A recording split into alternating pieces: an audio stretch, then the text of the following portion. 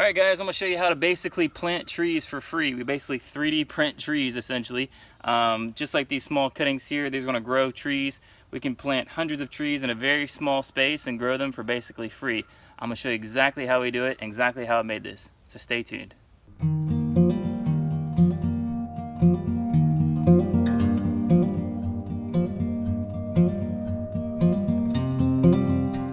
Alright, so in order to make our cuttings, we're going to select a nice branch from our Satsuma orange tree here, and we'll take off the orange that's on there, but we want to select a stem that's about the width of a pencil and take cuttings that are approximately 6 inches long.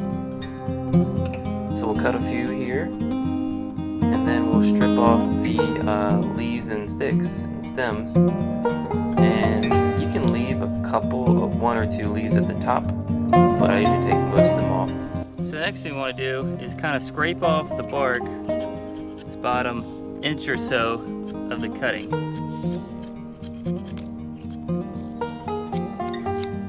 This is where our roots are going to propagate from.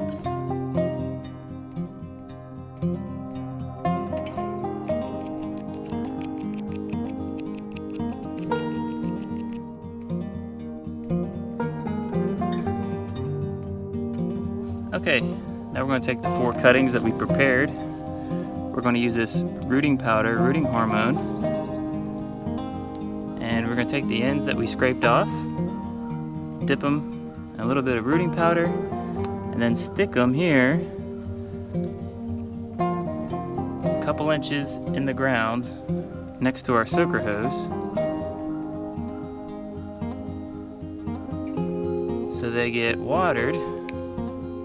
When we put them in the ground, we want to put about 2 leaf nodules underground at a minimum. That's where your roots are going to grow from.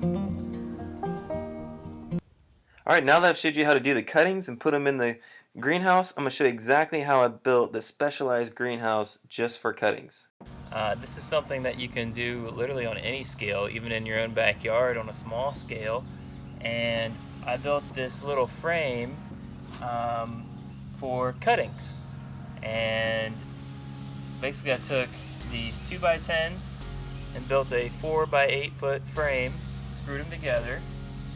I put 10-foot pieces of 3/4 inch PVC, fastened them on with these little fasteners down here, put 4 of them, threw plastic over it to create a humid atmosphere. I have a soaker hose attached to my rainwater harvesting tank. I got a 1,000-gallon tank that's attached to our gutter system of our house to collect rainwater, so I have good, fresh, clean water to irrigate with. And this soaker hose runs along the length of these cuttings, and I've got about 13 or 14 mulberry cuttings I just put in here. And the reason this is so cool is, like, these mulberries I bought, and they were like $75 a piece for a 3-foot plant about a year ago. And now I can take cuttings from those plants and basically limitless cuttings, and I can propagate, hundreds of trees in a very small area. So I'm really curious to see how this does, how these cuttings root, and we'll be planting them back out in our pasture. And so we can grow a large number of trees very cheaply, and you can do this on such a small scale or large scale. It doesn't take a lot of space. Also, if you're growing anything right now, let me know what it is. I'd love to hear what you're growing on your farm or your property and your garden. Leave a comment below. Let me know what your favorite thing to grow is. The other thing I want to point out that's really cool is I got these digital thermometers, and these are cool because they record temperature consistently, so you can see the graph over time. It has a constant readout. And I put 1 thermometer in here and 1 thermometer outside and 1 thermometer inside this tent that I covered in plastic, just to compare the difference. I also included a big tank of water. It's only got about 15 or 20 gallons of water, but I just wanted to keep the humidity higher in here, so I put that tank of water in here.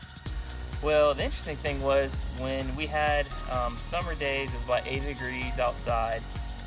The outside thermometer registered a high of 129, and you would think inside the greenhouse here would be even hotter with the plastic covering it and no airflow.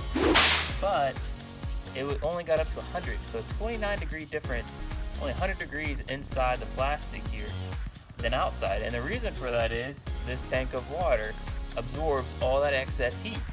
So it really helps moderate the temperature. We got down to a low outside.